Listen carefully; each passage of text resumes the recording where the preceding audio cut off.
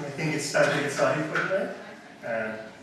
Good evening, and welcome to the first lecture of the second year of the Humanities on the Edge speaker series. My name is Romanticism, and I'm an assistant professor at the English department here at UNL, and I am one of the three co-organizers of the speaker series.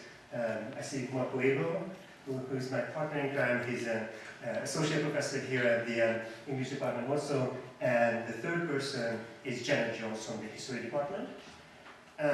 Before introducing our speaker tonight, on behalf of all of us, I'd like to thank our generous sponsors for making the second year of the series possible. So tonight's event was funded by the Sheldon Museum of Art, the College of Arts and Sciences, UNL's Research Council, and the Faculty Center, the Departments of English, Modern Languages, History, Political Science, and the 19th Century Studies program.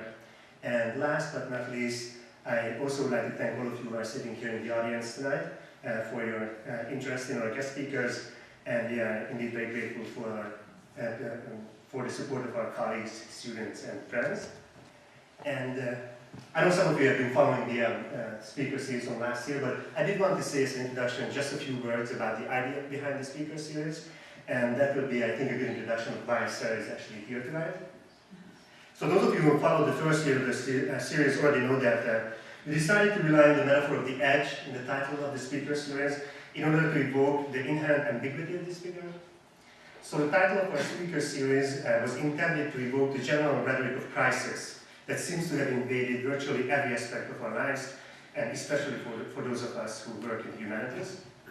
More so than ever, we live in a perpetual state of mobilization, and nothing is more self-evident to us today than the fact that one crisis follows another. Yet, we wanted to invite speakers who do not content themselves with the mere diagnosis of the crisis. In this spirit, then, last year, our first speaker, Stephen Shaviro, talked about the necessity of reinventing the utopian imagination for the 21st century.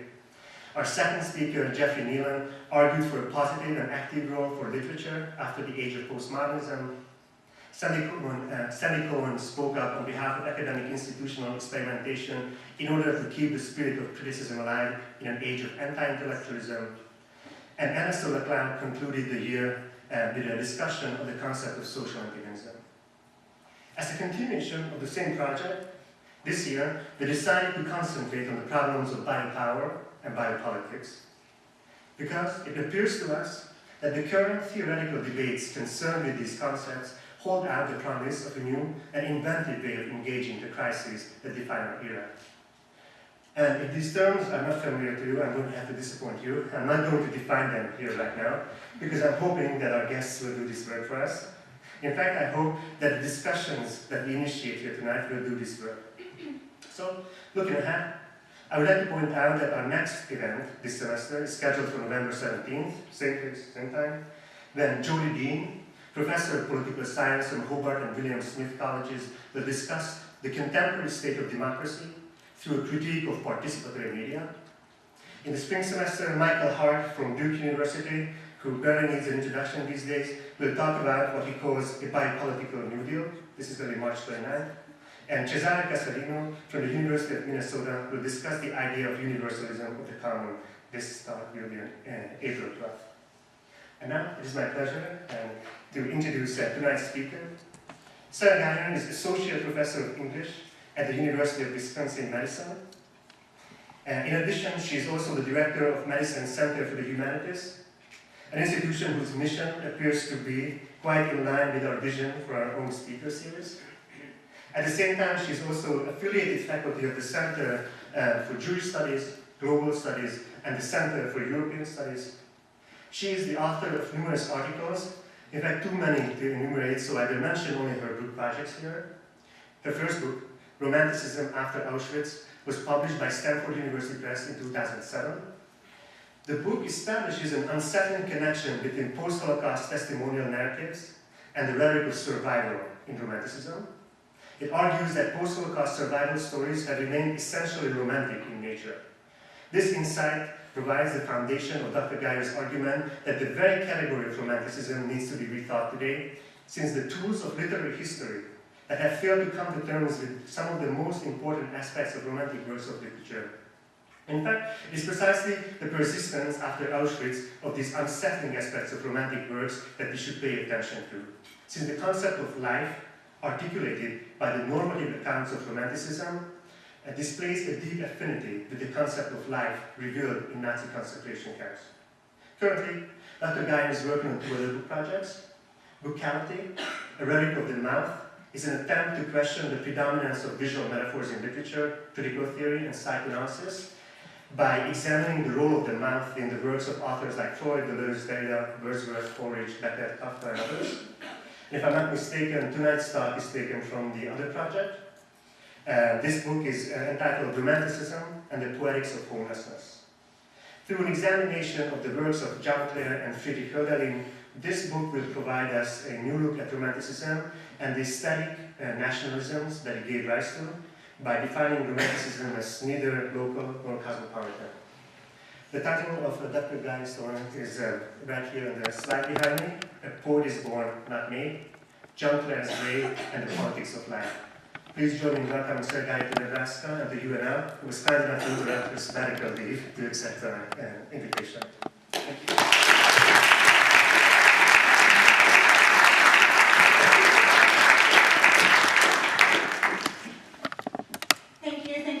Thank you, Marco.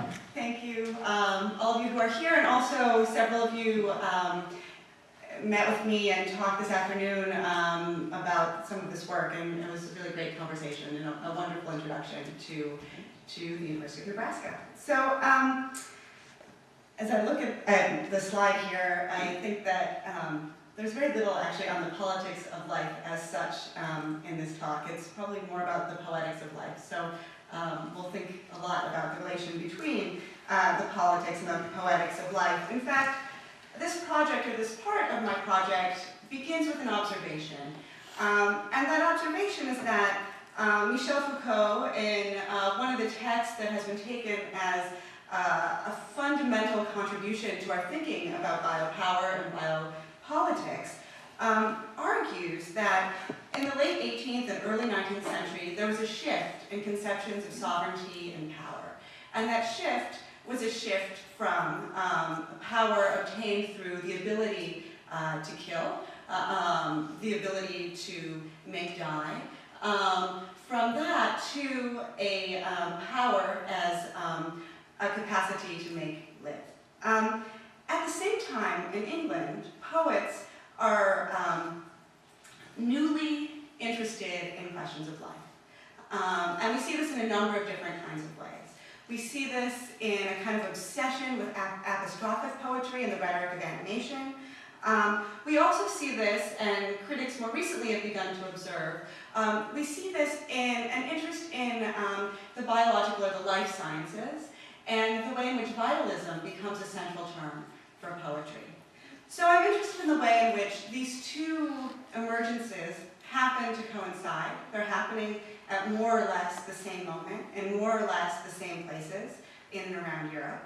And very little has been said or written about how these two moments relate to one another. So the account of the politics of life tends to have very little to say about, or the account of biopolitics tends to have, and biopower tends to have very little to say about poetry. And discussions of poetry and discussions of romantic poetry in particular, whether they're focused on creativity or genius, or even more intensely focused on the life sciences, have not yet taken on this question of biopolitics. And I'm interested not necessarily in why that's the case, but how we might begin to remedy this situation, how we might begin to think through this pause or gap, even an implicit tension, partly due to the way in which different critical or theoretical discourses seem to emerge alongside one another without necessarily entering into conversation with one another. So, in saying that, it's also worth pointing out for a second what I'm not going to talk about in this paper or in this project, although it's something that could be talked about, which is I'm not looking at literature, and I said this earlier today when I spoke with some of you, I'm not looking at literature as just a witness to, or just an archive of what's happening in the world, right? I'm not interested in literature just as a kind of mimetic account or thematization of a set of biopolitical problems or biopolitical emergences that are happening in the culture at large, but rather to think about how literature and poetry in particular, in the example that I'm going to look at this evening, how literature shares structurally with biopolitics, its obsession with life and making live. How literature comes to be a form or a vehicle of making live, not just representing what's happening as we can see in novels, or we can see even in the case of John Clare, about whom I'll speak this evening, but its ambition or its mode or its way of emerging in this particular moment, what we call Romanticism, has a very fine resemblance to what's happening elsewhere. So just to kind of point out that difference. And then finally, this evening I'll be looking at the example of John Clare. Some of you have been reading Clare for a long time or introduced him this week. Some of you may not know anything about John Clare, so I hope that you'll learn a little bit about him. Now, one of the things that might seem counterintuitive, and you might already know this, or if you don't hear this from me, you'll hear it from Michael Hart later on this year, is that biopower tends to involve the multitude. It tends to look at the scale of the population, to consider not the individual, but the species or race. This is something that Foucault identifies and that Hart has done a lot to think about. So it might seem kind of counterintuitive or even strange to focus on an individual life or an individual death, a death that, as we'll see, is far from individual but multiple and complex, as I suppose all deaths are. But to focus on an individual. And I want to suggest that by thinking about this example or this allegory, we can get a handle on some of the key aspects of this connection between the poetic and the political in the 19th century, the romantic and the biopolitical, that maybe just thinking at the scale of the population might not allow us to see. And in terms of methodology, I tend to be most interested in and work by way of close reading, which also might seem to be a methodology that isn't particularly attuned to thinking about the scale of a population or the scale of a species, right? I mean, it's detailed and very, very local, rather than some of the work by, say, the digital humanities that looks at a corpus, right? But I want to suggest that there's value in continuing to do close reading, and that's part of what's at stake today. So.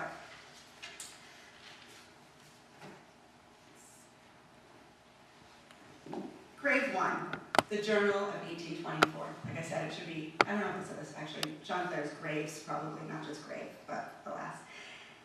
In October of 1824, a full 40 years before his actual death, John Clare, suffering from a severe but not unusual bout of illness and 3 nights of dreaming that he'd gone to hell, decided to compose his will and sketch his grave.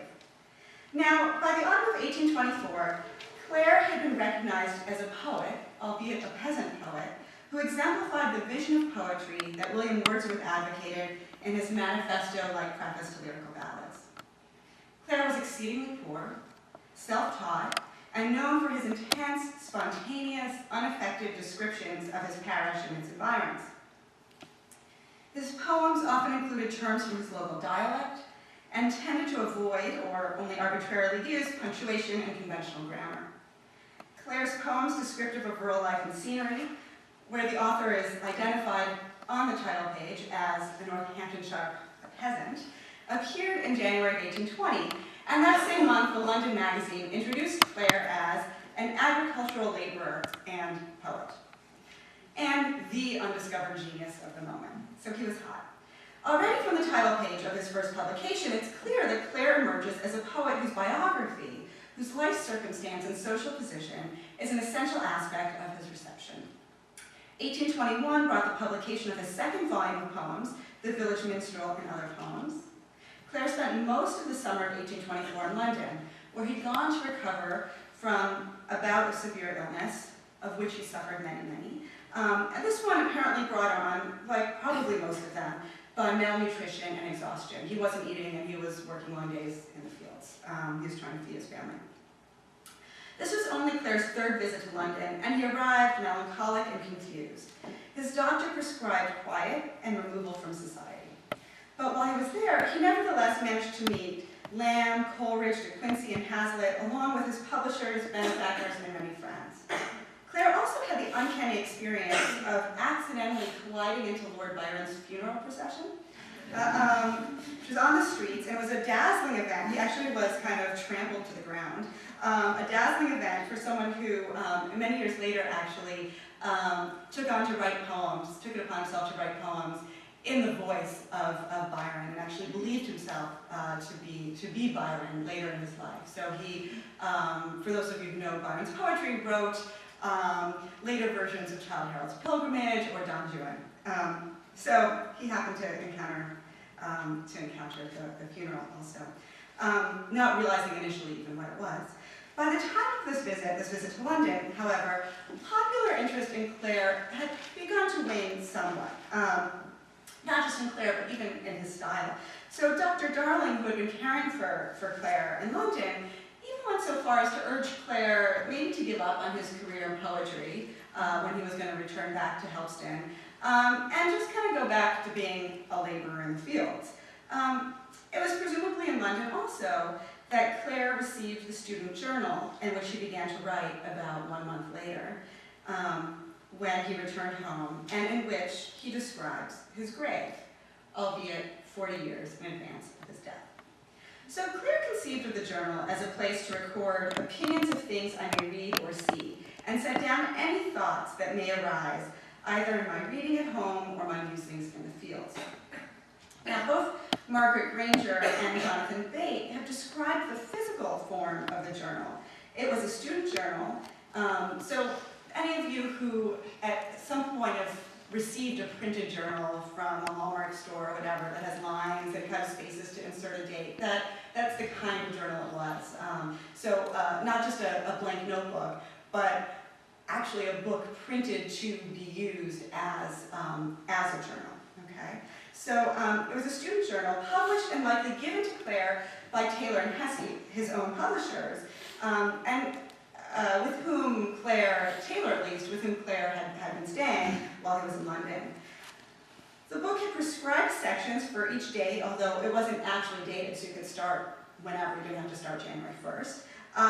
And it had a strong moral inscription in the beginning about the virtues of journal keeping, and also included a selection of model extracts of what one would write about in a journal. Okay? How to write a journal that's how to write a journal. As I said, the sections are undated. The writer could begin at any point, but they're very, very small. And as Granger notes, each section, apart from that on Sundays you might have a little more time to reflect, but the other days, only was 4 1/5 by 1 7/10 inches large. So think about, less than 2 inches to write about your day. And this might explain one of the kind of curious things that goes on in this journal, which is clear when Clare goes on to explain the details of his burial and his will, which is he has all these appendices. So this is a journal that has a number of appendices, okay? It's a strange text. Clare begins to write in his journal on September 6th of 1824, and toward the end of September, again suffering from illness, he worries about, and I'm quoting him here, the anguish of leaving my children and the dark porch of eternity. As well as the possibility that his children, who also are ill, might leave him. It makes worrying about his children's death makes me disconsolate, and yet, how happy must be the death of a child. Clare goes on to kind of imagine how wonderful it is for a child, kind of pure innocent, to die, and he's actually has written poems about this as well. In early October, a month into the journal, he then begins to worry constantly about the language of his will. And then finally, he decides to write it all out once again on October 8th. So, passage from October 8th, what Clare writes on October 8th. Very ill today and very unhappy. My 3 children are all unwell, had a dismal dream of being in hell. This is the 3rd time I've had such a dream. As I am more and more convinced that I cannot recover, I will make a memorandum of my temporary concerns, for next to the spiritual, they ought to come and be attended to for the sake of those left behind. I will insert them in number 5 of the appendix. It's impressive for someone who's taken to be the kind of natural genius, no kind of schooling, that here's a journal that has this whole kind of textual apparatus that we associate with print culture and so forth. So just a week earlier, Clare had drawn up a new will. And he got completely hung up on the phrasing, admitting, I don't understand the expression in it of my sons and daughters and their respective representatives, and I shall have it altered. And then a couple days later again, I have again reflected over and over my new will, and I believe the expression and their respective legal representatives is wrong, so that I shall alter it as soon as it is returned. So these concerns about managing his meager estate, and unfortunately was meager despite his popularity as a poet. He was selling much more than Keats, which maybe wasn't saying that much, but he still should have been doing well. So his worries about his estate and his literary fame more generally are what he focuses on in this 5th appendix. There, Clare begins by writing about the state of his finances, what remains, but also what's been lost, and what will happen to his manuscripts when he dies, as he expects that he's about to do. But in the final paragraph of this appendix to the journal, Clare turns from managing his estate to imagining another aspect of his afterlife. And this is really what I want us to think about today, and that's his grave. He explains, and it's up here, but it's very hard to read. And I'll kind of talk us through it in a moment, but alas. I wish to lie on the north side of the churchyard, just about the middle of the ground, where the morning and evening sun can linger the longest on my grave. I wish to have a rough, unhewn stone, something in the form of a milestone, so that the plague boys may not break it in their heedless pastimes, with nothing more on it than this inscription. And then you see he draws the picture of his grave. So I guess there is a little thing, but I don't need to use it. You can see where inscription is, and then there's the grave. Here rest the hopes and ashes of John Clare. So Clare's desires are practical. He wants a sturdy, upright grave, nothing fancy, but he's also calculating, and he wants a place in the sun, a marker that will endure not only the elements, but also the village boys and their antics. And it's a desire that reflects an understanding of place, of the local conditions, not only in life, but also in death. So in describing his grave, Clare does not simply write out the inscription, but rather he sketches an image of the grave as he wants it to appear. He draws a simple stone with shading to give depth to the flat page, you can see it, and he covers the entire face of the stone with the inscription, here rest the hopes and ashes of John Clare. To the left of the sketch, so right here, to the left of the sketch, he writes in a hand that many have described as cramped, that he would like the grave to be undated, and we'll talk about this in a moment. And to the right, he dates the journal entry, which we'll also talk about, and adds a quotation, vanity of vanities, all is vanity. Clare's explanation for why he wants no date is somewhat convoluted. He writes, I desire that no date be inserted thereon, as I wish it to live or die with my poems and other writings, which, if they have merit with posterity, it will, and if they have not, it is not worth preserving.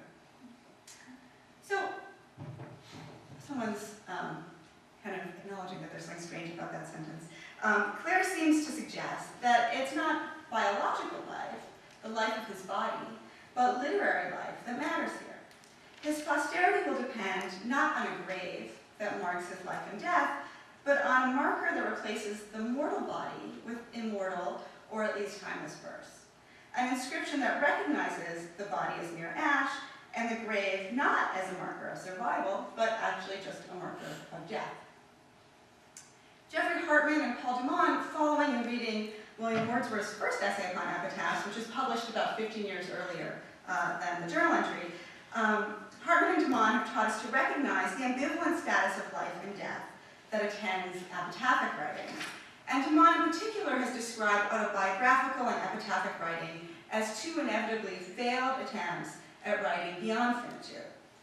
Clare's proposed epitaph, as it is described in his, or inscribed in his journal, imagines posterity as an effect of poetry. Poetry is a form of life that an epitaph affirming the limits of bodily life makes possible. So in this sense, it raises some more general questions about the relation between life writing and death writing, between forms of survival and the relation between biological and literary life. So by effacing life as the life of the body, by suggesting that the body is mere undated ash, and attaching life and afterlife to poetry, not to the body or not to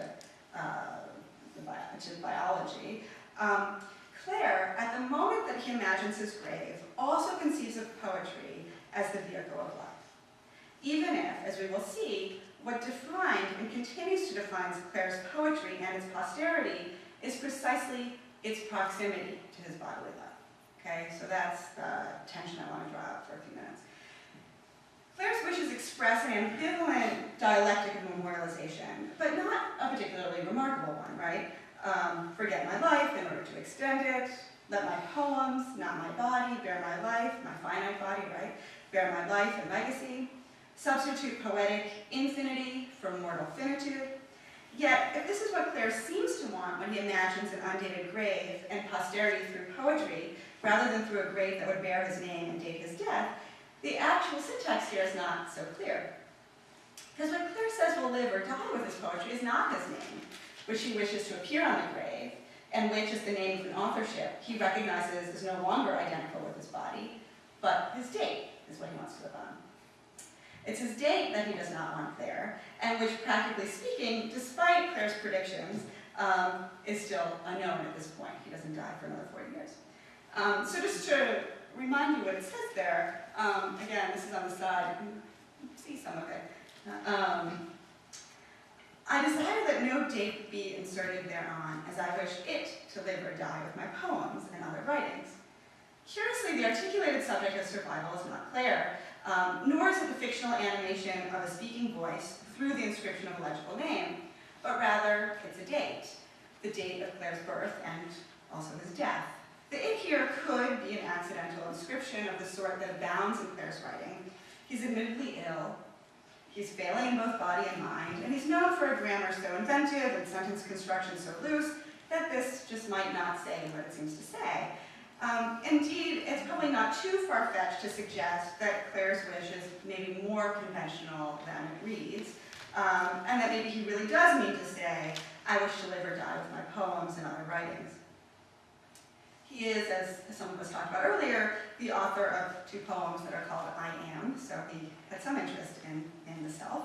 And if we were to go this route to say, whatever it says, it doesn't say, if we were to go this route, we would understand Clare to say he wishes to separate his lived existence from literary posterity, which already would have begun as soon as he began to publish, right? As soon as you print your name or sign your name, you already are beyond the life that is the life of your body. And this would affirm the bifurcation of textual and biological accounts of living. But this neutralizing misreading doesn't really hold up when Clare again repeats the pronoun, explaining that if his works have merit with posterity, it will, and if they have not, it is not worth preserving, because it still. So again, one would expect that the referent here would be the name that would live or die, where biological or social life are traded for textual or literary life. But this is precisely not the case. For it's the name, not the date, that Clare inscribes on his grave, the name that lives apart from the dates of biological life on the stone. So to put this another way, it would seem like the absence of the date is what allows the name to endure endure beyond days, to live beyond life. It establishes not the conjunction of poetry and bodily life, but rather a division between the two. By focusing on the survival of the date, not the name, and on this open-ended futurity, Clare conceives of poetic life as divorced from bodily life. And again, this might not seem especially unusual or original. And in fact, in a compelling account of Romanticism, Andrew Bennett has argued that it's precisely the major poet's obsession with posterity that produced their posthumous lives. Yet for Clare, there's an important difference, because, and I've already begun to suggest this, it is precisely bodily life that's the source of his fame. Clare obtained recognition not only in his name, but as the Northamptonshire poet, as a poet and laborer. So what is his life, or poetry, without this body? Clare envisions this untimely survival or non-arrival of his dates, in a text that's beholden to the logic of quotidian dating, the journal. As I explained a moment ago, the description of his grave and its absent date appears to the left of the sketch, but to the right, you'll see, he dates the entry, October 8, 1824, and adds the line, vanity of vanities, all's vanity. The quotation here seems to affirm the vanity of focusing on one's posterity in more than one sense. It's vain or self-involved act to talk about one's fame in this manner. It's vain or useless to make preparations, as we'll soon see. And further, as Clare's example suggests, it may be sheer vanity to imagine the separation of bodily life from poetic afterlife. That Clare would wish this separation is no doubt in part due to his unidealized sense of peasant life and its urgency. Yet such an aspiration is vain, not only given the reception of Clare's poetry from the 1820s to the present as indissociable from the consideration of his life, but also because the very moment in which he intends to inscribe this difference also undermines it. So the sketch of the tomb, the explanation that he wants no date on his grave, and the date and closing quotation are all positioned outside the narrative of the memorandum. You can kind of see that, and I don't know if this is true, I haven't actually looked at this, at the journal itself, which is in England, but you can see that there's a lot more space on the top. I think a lot is a little exaggerated, but there's more space on the top, and then the writing becomes kind of more condensed, the kind of added description on the side. So written in a couple different points. But if you think about this image, the date, the quotation, taken together, they seem to constitute the parts of a conventional epitaph, right? Name, date, biblical quotation, as if the dates and quotation inscribed in the journal represent the repressed tomb.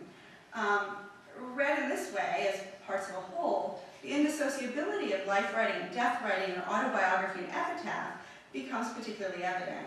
And here we have not strictly the realization that life writing is death writing, or that autobiography, inscribing an end in the midst of life, is as privative as it is restorative. This is a model that gets developed in the work of Paul de Man, or to a certain extent in Jeffrey Hartman. But rather what we have here is a conception of the impossibility of separating bodily life and poetic afterlife, the date and the name. So to sum this up, Clare imagines a grave that would be undated, and yet inserts, as if by accident, the date of the journal entry, an unrememberable or quotidian date, rather than a crisis date or event date like the date of death. The appearance of the image of the undated tomb within the journal, and the inscription of the date of the memorandum directly next to the sketch confuse dated, quotidian writing and undated monumental writing, the temporary and the timeless. The journal, where the memorandum appears, is a text entirely organized around dated entries. The journal introduces the possibility that every day might bear an event, and that those days and dates taken together might amount to a life to remember. The very life that the grave, as Clare envisions it, is constructed to forget. Yet the seemingly accidental insertion of a date at the moment that Clare insists there should be none, at the moment when a date would attach a name to bodily life, the appearance of the grave within the journal reflects another conception of death than the horizontal and eventful one. In his journal, but also through it, Clare registers the attrition of life and everydayness. This is not simply melancholic or poetic suffering, but rather the accumulation of details and complaints that reflect not fullness, but the corrosion of life in labor, illness, displacement, and depression. These struggles with nightmares, poverty, misrecognition, and illness are the condition of bodily life, rather than its culmination, just as bodily life might also be the condition of this affliction. But more than this, as a genre, the journal conceives of life as a series of minor consuming events. While Clare intends to fill his journal with readings and observations, the journal also becomes a compendium of symptoms, ailments, and newspaper oddities. Clare's undated grave, far from the marker of his biological death, leaves open the possibility that he will continue to live a life beyond life. It fails to mark the irrelevance of his biological life and fails to separate a body that is left to die from a body of poetry that is made to live. The marker becomes merely an entry, albeit an appended and especially fraught one, in a journal that will continue for another year and a life that will continue for another 40. Part 2, Grave 2, St. Botolph's, 1867. Despite his wishes, and I've not yet been able to discover at what point they actually became known. There's not a lot of evidence at what point, if they were known. John Clare did not receive the grave that he wanted, vanity of vanities. He is buried in Helpston, as he expected he would be, in a long, low vault near to his parents. When Clare died in the asylum in 1864, he was impoverished. Plans for a pauper burial were underway until friends intervened to transport his body, the body of the Northamptonshire poet, back to Helpston, from whence it originated. Clare's remains were buried right away in St. Botolph's, albeit not quite in the spot that he once imagined, but it was only in 1867 that the grave obtained a stone. So they raised enough money to transport the body and bury him, but at that initial point, the point of his death, they hadn't raised enough money by subscription or otherwise to actually afford a stone. But in 1867, problem solved. Clare's actual grave, which is here, bears two separate inscriptions. On one side, sacred to the memory of John Clare, the Northamptonshire peasant poet, born July 13, 1793, died May 20th, 1864. And on the other side, a poet is born, not made. The grave displays two statements of the relation of poetry to birth and bodily life. The first is specific to Clare and marked by his actual dates. The other, more general and citational, naturalizes poetic production as an effect of birth. The one figures Clare as the poet of a particular place, a particular moment, and a particular form of lived experience, and the other figures Clare as exemplifying a concept of poetry, and the poet as an inherently talented being and natural genius. Each in their own manner, both statements seem to indicate Clare's position as a product of place and birth, nature rather than nurture, or to use the language of neuroscience that more recently has come into vogue, inheritance rather than plasticity. Both, in other words, figure Clare and the poet as a body. One associates birth with an attachment to a particular place, in this case with a natural relation, not to a nation, but to a region, its knowledges, practices, habits, and language, nativity and locality. And the other associates birth with poetry, with nativity and genius. The one attaches Clare to his body, to a particular time, a particular place, and the other, in no uncertain terms, conceives of poetry not as a form of vocation, but a form of life and transcendence. Okay? And it's interesting that Clare, if we want to think about the example of Clare's life in the context of questions of biopolitics, that it's not a matter of the nation, but that Clare represents a region. His tie is always a regional tie, and not simply a national tie. So if someone like Foucault will kind of track a movement from what's happening in the 19th century, late 18th and 19th century, be able to track that through to National Socialism, which in a way is the moment that Giorgio Gomez is going to intervene in thinking about biopolitics, although his intervention is going to involve saying, no, this isn't modern, this is actually ancient. He's going to kind of bypass that emphasis on the late 18th century and the 19th century that Foucault's interested in and send us back to the Greeks. Nation tends to be the key term there, as it's tied to nature, nativity, even in an etymological sense. But what's interesting about Clare is he's not so much the poet of the nation as he is the poet of the region. So just as a true aside. So Romanticism, especially in the familiar forms that are articulated by Wordsworth and Coleridge, can be understood as conjoining these two notions of birth, even as they're exactly the conjunction that Clare sought, as we saw in the journal, and failed to overcome when he sketches his grave. The grave, in other words, makes poetry and posterity a matter of biology. That's to say, a matter of life itself. How? One way of thinking about this question is actually to think about the history of this phrase, a poet is born, not made. And there's one thing that people love to remark, which is occasionally the moss grows on the E at the very end, so that this reads, a poet is born, not mad. And Clare, who spent much of his life suffering from severe mental illness, well, you can see where this is going, right? So, born not mad, did his condition make him mad? But people love to talk about this little detail of the natural scene of kind of living, growing moss on the dead stone. So, a little history of this phrase, which happens to have an interesting history. The first known use of the phrase, a poet is born not made, dates to Pseudo-Arco in a commentary on Horace's Ars Poetica from around the 7th century. This is our history lesson in the theoretical talk. And the Ars Poetica, Horace identifies in Democritus two ideas of the poet. The first holds that a poet's ability is an inborn, not acquired talent or natural skill, and so depends on an internal condition that is constant. Okay? This is the kind of natural sense. And the other, that poetry comes from inspiration or divine madness. One is inhabited. It depends on a force operating from without and having a kind of spasmodic overcoming of the poet as mere kind of vehicle for this external enthusiasm. Okay? Now it turns out, in fact, that Democritus only really believed the second position. He only really held the second position.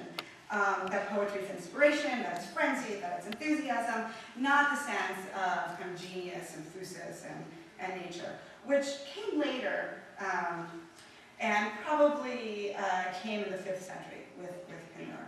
So the emergence of this phrase and its understanding of poetry as a natural talent coincides with an archaic mistake, one that congealed in the late 18th century, and that has a particular resonance for Clare, for whom frenzy and genius seem to go together.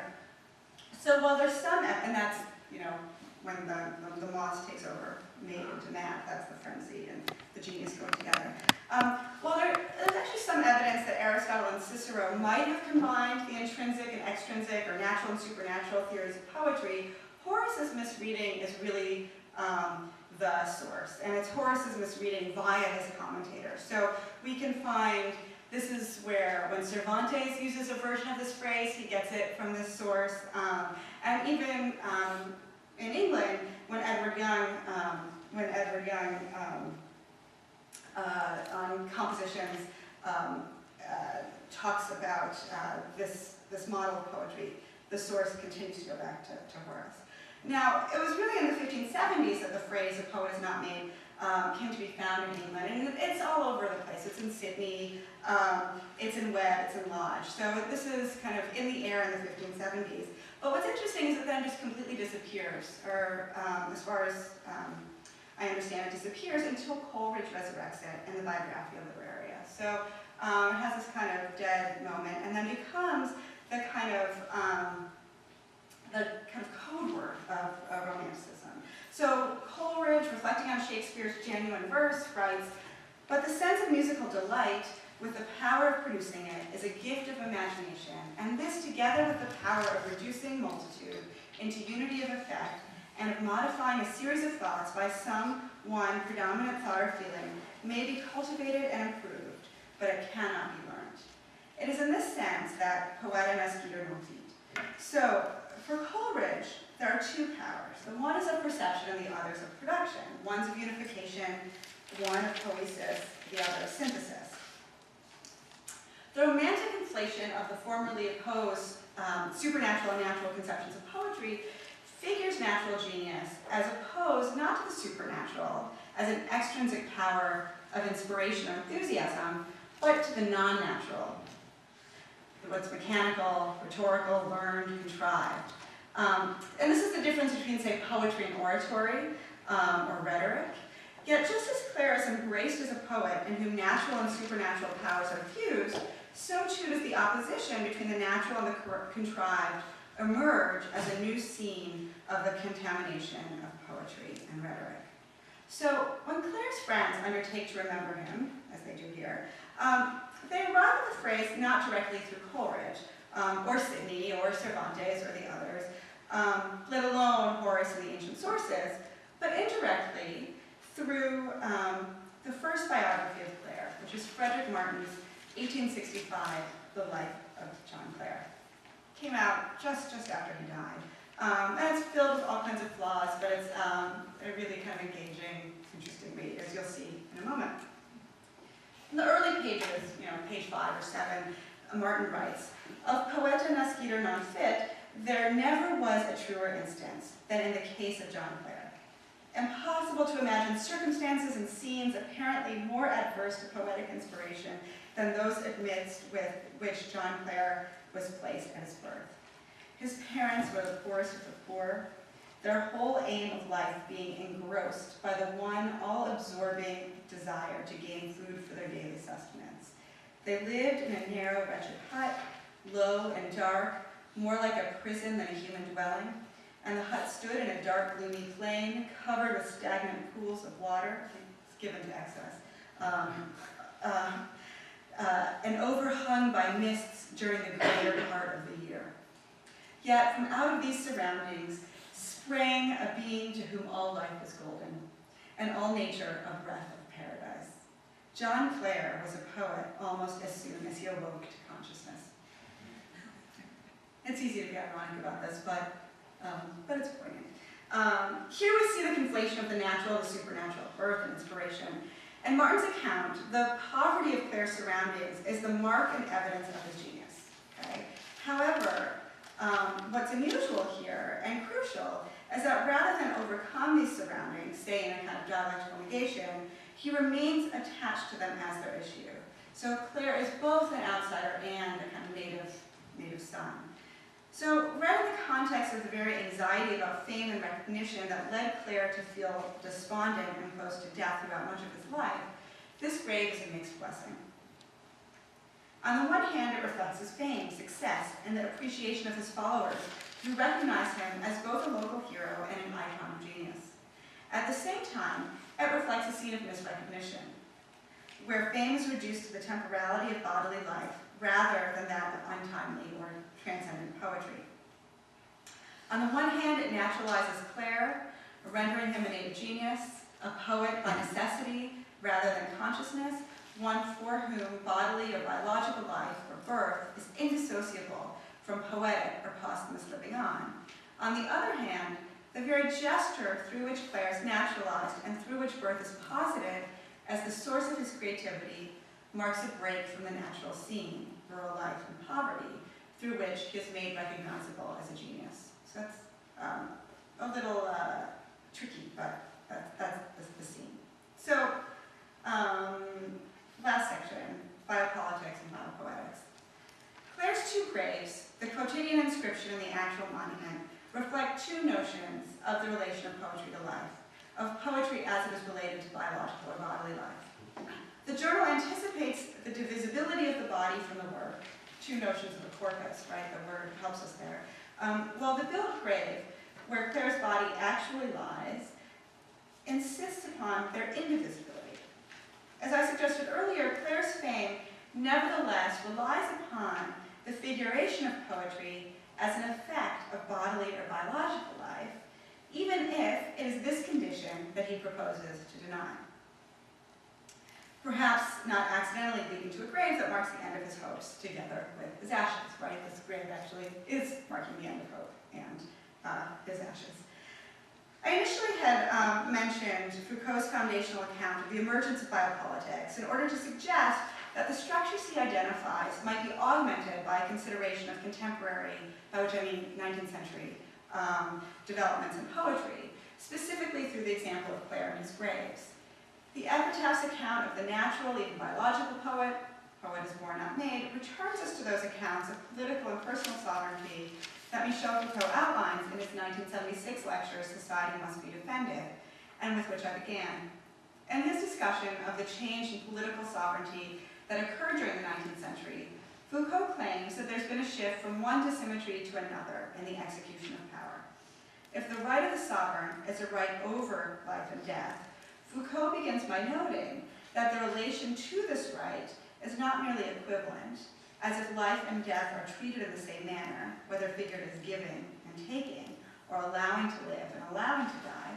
Rather, in Foucault's account, there's an initial incongruence in the very way that sovereign power is manifest, such that the power obtains from taking life or letting live, the power to kill or not to kill.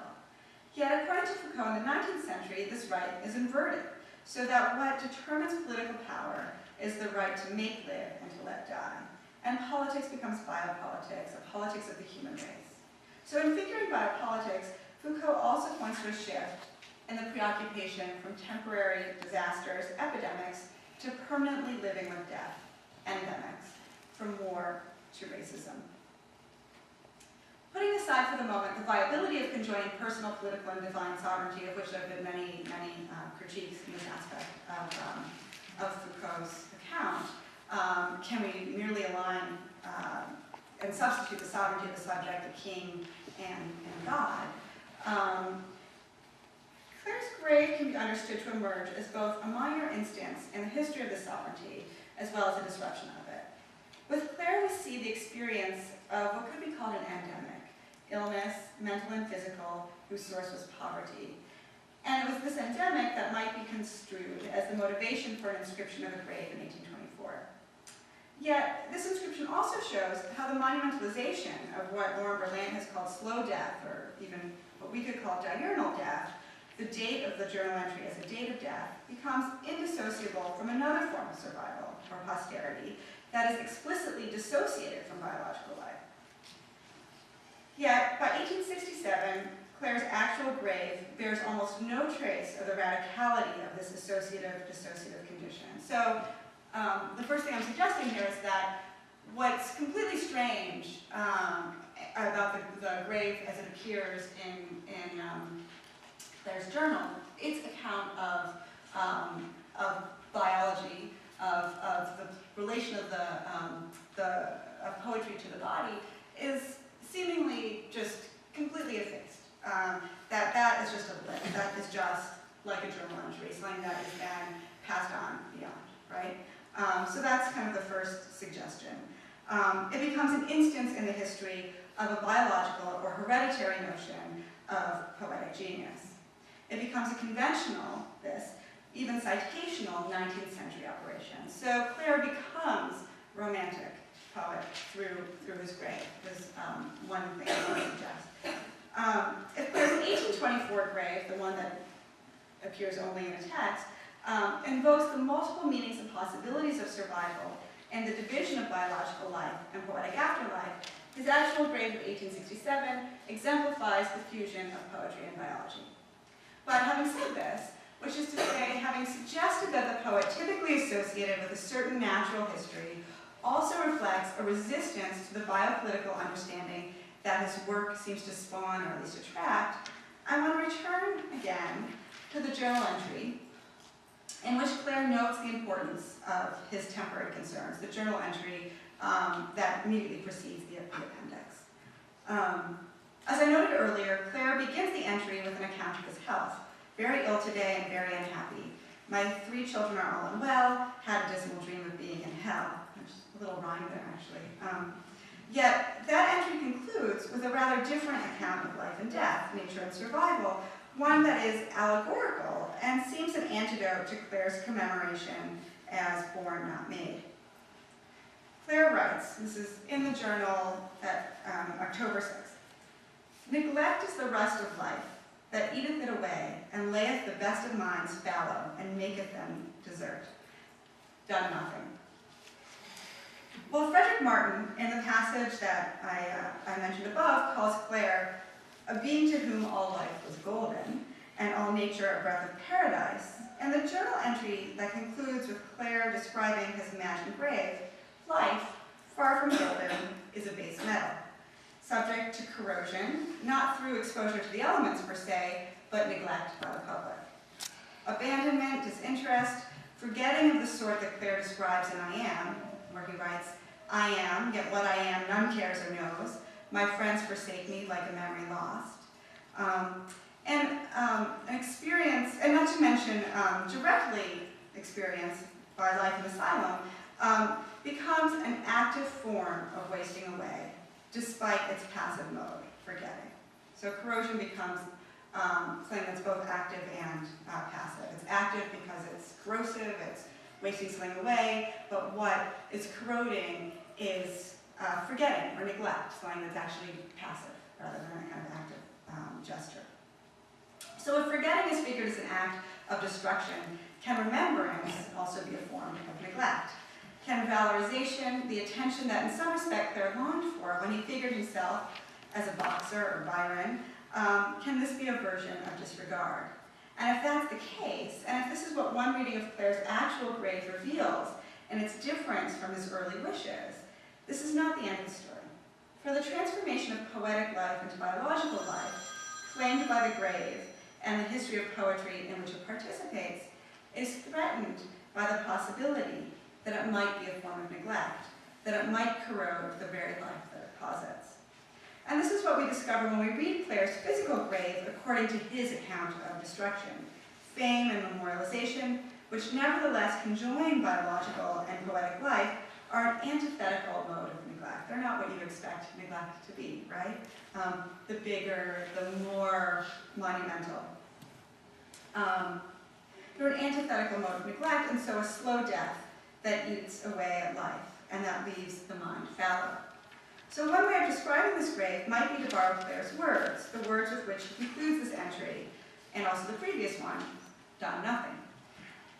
In the stripped-down language of inoperativity that we might expect of Beckett rather than, say, Keats, we find a description not only of Clare's ongoing life, but also of his grave, both the imagined and the real. And at this moment, the quotidian and the monumental, the division and the conflation of life and poetry seem, at the end, to arrive at the same place. And how could they not? Clare aspired to a future that depended upon the negation and affirmation of his biological life in the service of poetic survival. And his public construed poetry as a biological inheritance, albeit one that reflects not continuity with nature, but its transcendence. So let me conclude with one final piece of evidence and one last grave. So although Clare's plans for his grave are seemingly prompted by a rather serious bout with the flu, this kind of long illness, the dreams, the nights in hell, which makes it seem like they're just kind of minor or episodic, the sketch of the grave harkens back to an earlier moment at the journal's very inception. So from the very beginning, Clare frames his journal and his life and his survival in relation to the grave, when he sketches a first gravestone opposite the title page of the journal. I didn't bring a slide of it. This stone bears not his name, but the naked names of 3 other poets, Chatterton, Bloomfield, and Keats. Jonathan Bate understands this gesture as an act through which Clare places himself firmly in the prematurely dead lower-class poet society. And indeed, Bloomfield had recently died, and Clare was deeply upset by this. But I would suggest that this mass grave of natural genius and poetic prosperity is more complex than Bates' description implies. These are dead poets who live on through their poetry. Their grave is undated, their survival contingent on the effacement of the very biological life that heightened their fame. But Clare doesn't simply list his name alongside theirs, just as he didn't simply leave his grave undated. Rather, Clare writes his life, not just his name, alongside their deaths. The 6th of September, the day upon which the journal begins, is one that Clare calls a beginning, and which we can understand as the beginning of a quotidian textualization of life that introduces the possibility and promise of life beyond life for posterity, not in the prestige of poetry, but in the everydayness of the journal. At the same time, this life beyond life bears as its condition, and despite Clare's wishes, biological life, the life of the peasant body whose ailments and sufferings cannot and will not be arrested by the image of a grave, and whose posthumous existence continues to be guaranteed, not simply by the existence of so many pages of poetry, but by the recollection of the peasant body in its suffering, in its corrosion, and in its discontent. It is this paradox, this unresolved experience of the relation of life to poetry that describes not only the operations of a biopolitical epoch, but the unaccounted work of romantic biopoetics. Thanks.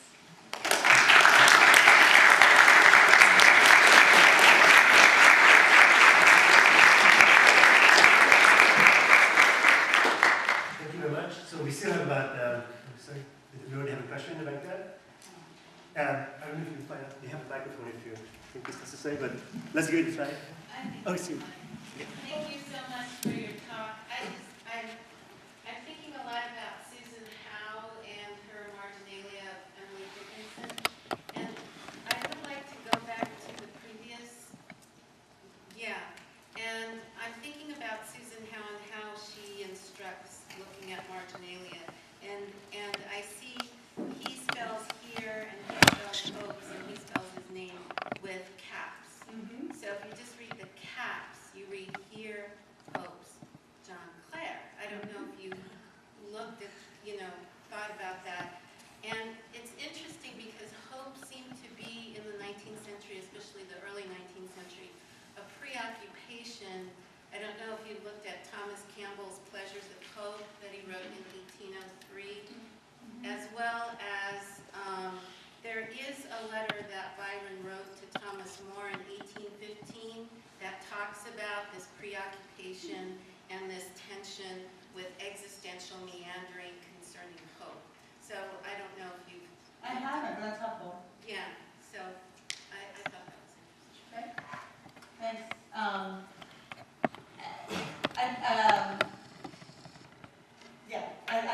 You're right. I've noticed the Here Hopes John Clare, and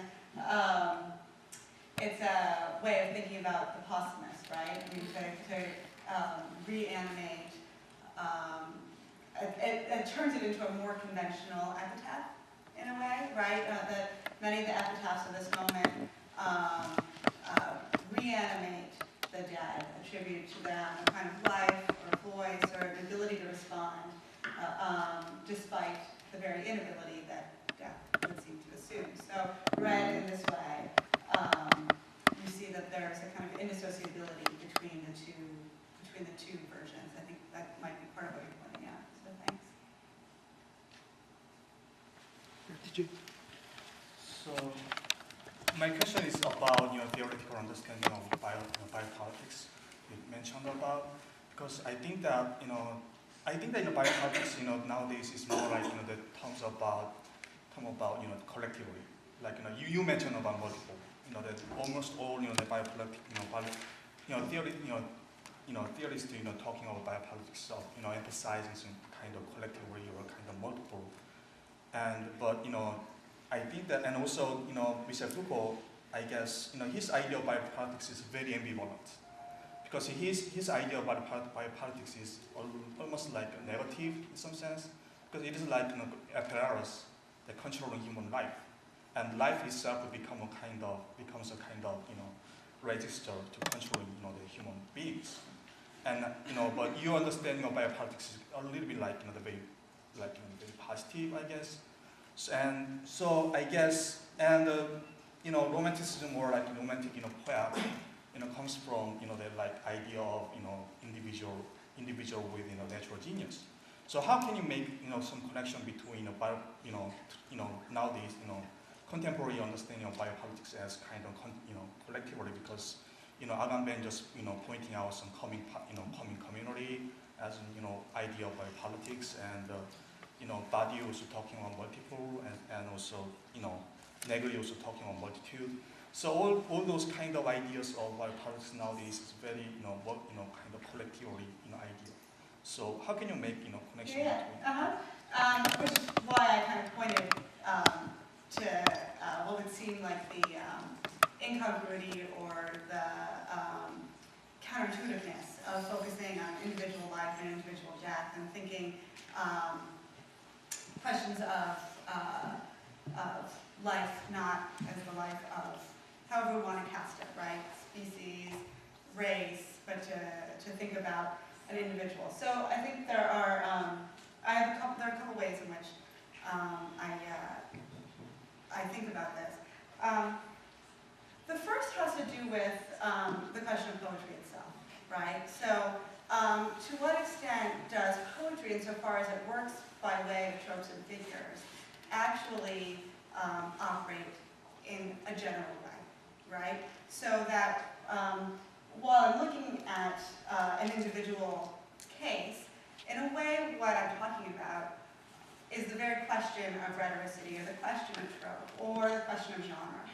And as soon as we think at the level of genre or at the level of trope, we're no longer thinking about the individual or the management of an individual life, or the power of an individual life, about finitude in an individual sense, but in the way in which poetic figuration or lyric figuration or conceptions of life that are assumed by poetry actually are not individual, but are, I wouldn't call them global, but global not in the sense of, not in the sense that we use it, but in the sense that you would use it like in your computer, right? That has to do with not the globe, but that it has to do with at a large scale, right? So that the scale of poetry, insofar as poetry is anthropological, is not different from the scale of the population. It's just what our object is, or what we're looking at, is differently conceived. So that would be one aspect. The other aspect is part of what I'm doing here in looking at Clare is looking at Clare as a theorist of poetry. So I'm looking at these two texts, and I'm looking at his reception, but I'm looking at him as one who theorizes the relation between life and poetry.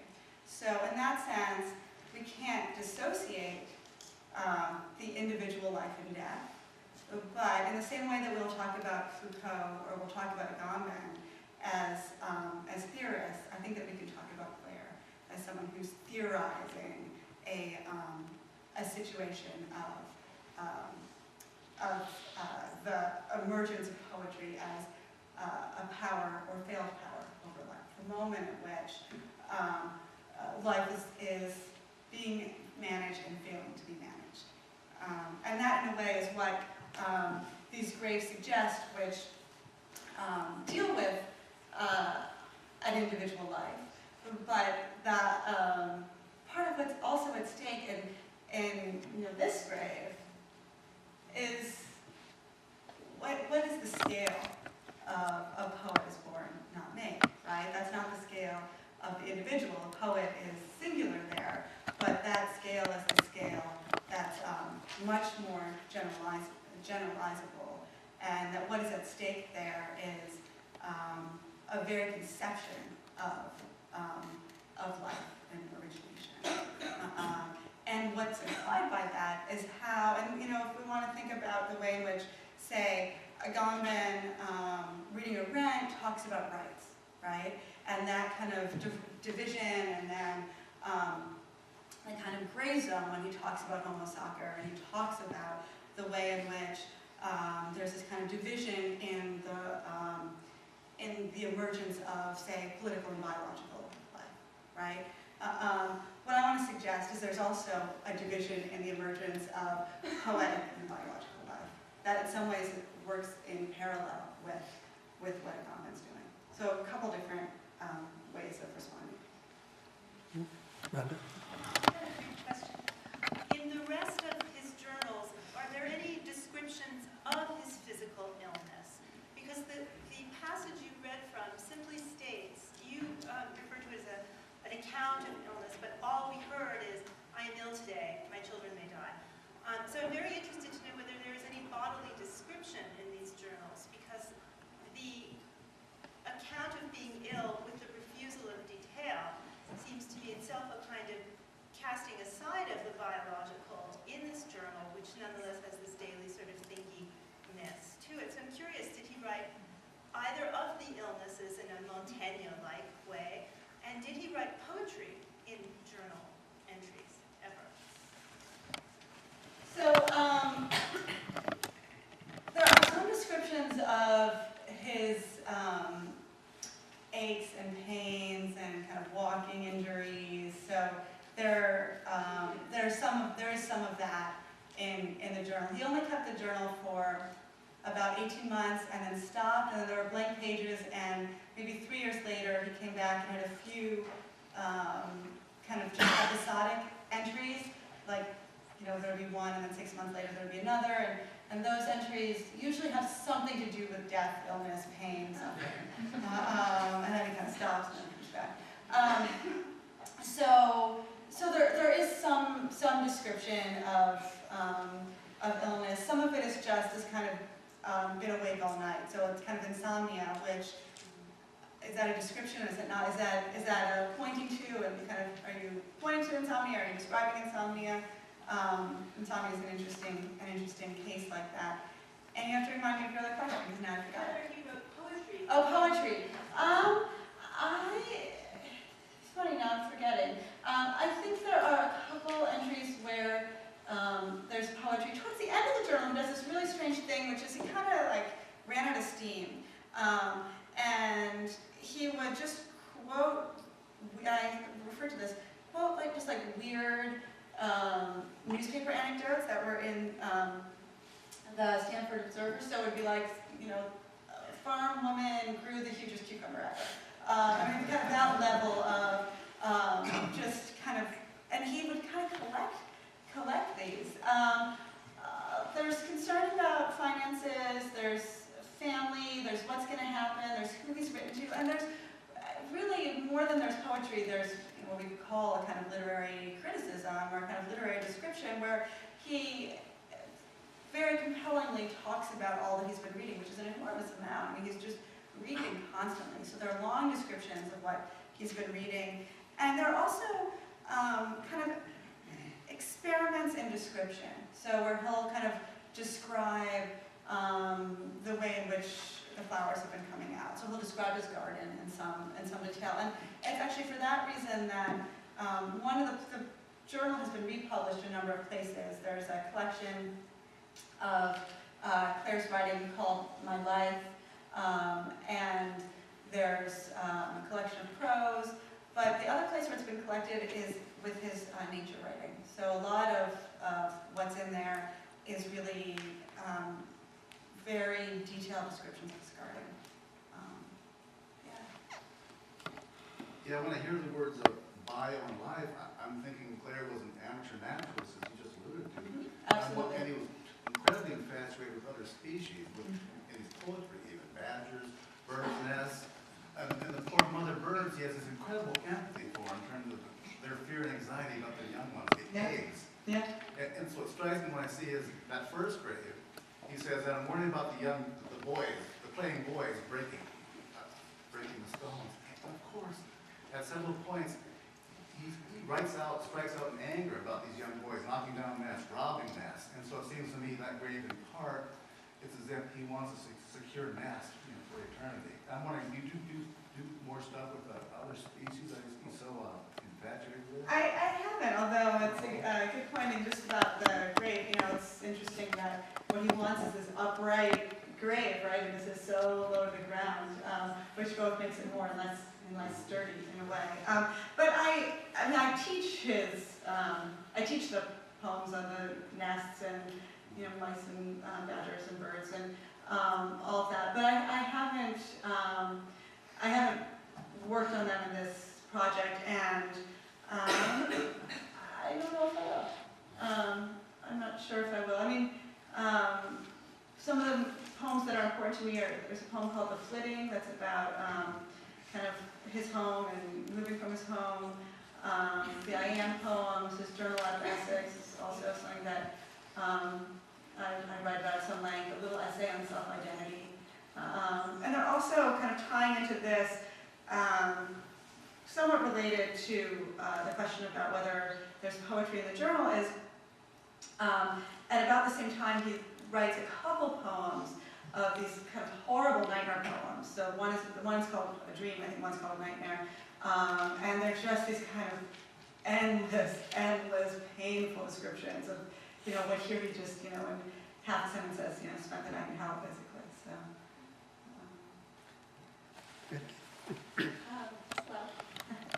I have a simple question, then I'll follow that up.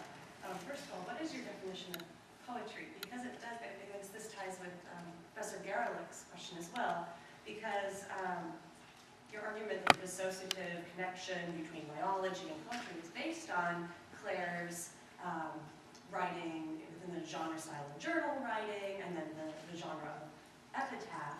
So it seems as though we have a very expansive definition of poetry and poetics using Clare. So I just wanted to ask you that simple question. I do have a pretty expansive, I mean, the way in which I'm thinking about poetry here is almost to say just literature. And then what do you mean by literature, right? And in that sense, it would be a scene of irresolvability, of textual irresolvability. It's basically kind of the most kind of general notion of poetry or literature that I'd be using here has to deal with that moment in which there's question rather than resolution in a text. So pretty capacious. At the same time, there's a particular history of what a poet is that I'm also engaging. So those are not necessarily identical and overlapping, but my definition of poetry is quite broad, but at the same time, and another way of saying it would be Romanticism is poetry. But at the same time, I'm interested in the way in which this story has gotten told very specifically. So.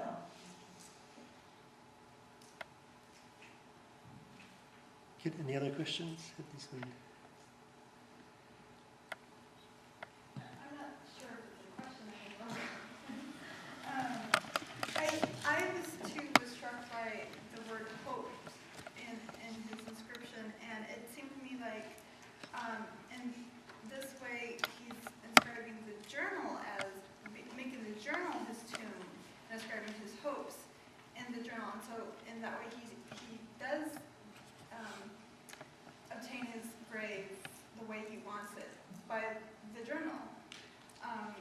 But that makes it go back to an inscription of a literary form rather than a bodily form. Mm-hmm. And it's ironic too, right? Because what is a journal but a kind of writing that assumes lived experience, right? That assumes the day-to-day life, the living life, the lived body, as opposed to the epitaph, or as opposed to the lyric, which are producing a kind of life beyond life. Now, these oppositions, and this is why kind of Demond's work on the relation between autobiography and epitaph is, in Wordsworth is really at the background here, and there's this, I mean, there's the question about Clare's complaints about the boys, because one of the other texts that's kind of lingering in the background here that some of you probably know is Wordsworth's Boy of Winander, and there was a boy, you knew him well, and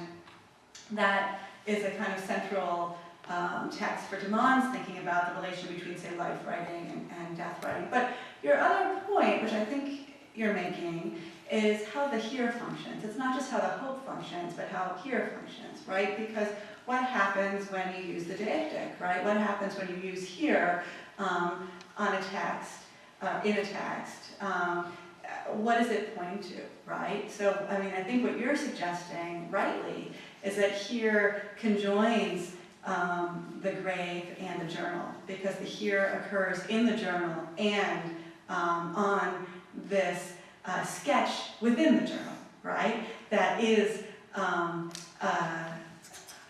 a object that never comes into being, that exists only in the here, that's the here of the journal, right? So I think that is what's implied in your question, that the journal and the epitaph turn out to be more similar.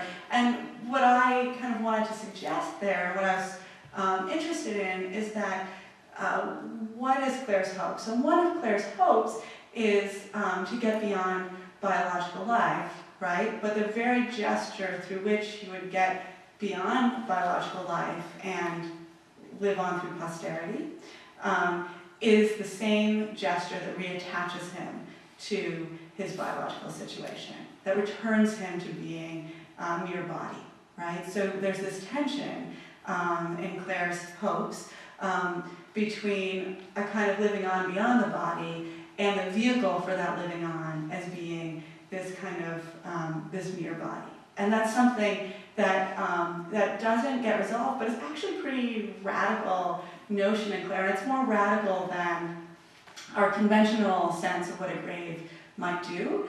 And it's very much not what this grave is doing, and it is what this grave is doing, right? Because what this grave is doing is just immediately conjoining biological life and poetic genius or poetry, right? That the life of a poem